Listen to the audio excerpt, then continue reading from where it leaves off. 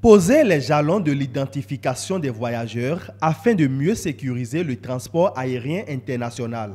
C'est l'idée maîtresse qui va alimenter les différentes discussions de ce séminaire régional de l'OACI, entendez Organisation de l'aviation civile internationale. À l'heure de la montée du terrorisme et de la récurrence des menaces qui pèsent sur l'aviation civile, les présentes assises s'imposent. Mieux identifier et anticiper sur les déplacements des voyageurs qui traversent les frontières internationales. Et c'est pour cela que nous sommes là aujourd'hui, pour nous assurer qu'au niveau de la région Afrique, nous pourrons s'assurer que toutes les informations sont transmises, nous pouvons reconnaître ce qui est fait sur place et donc favoriser le but et l'ambition du système des Nations Unies qui est que le monde soit un pour tout le monde.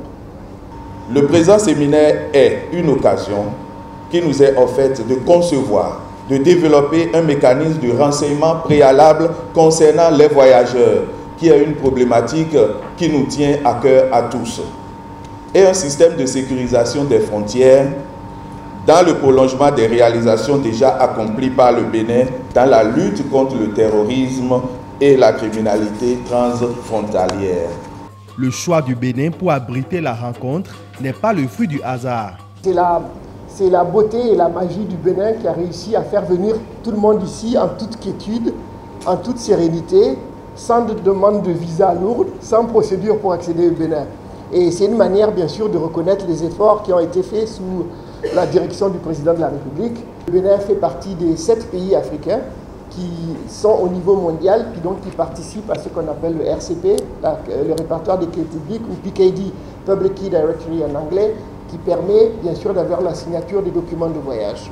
Le ministre béninois des Transports souhaite que ce séminaire soit l'un des vecteurs de renforcement de la crédibilité des documents de voyage.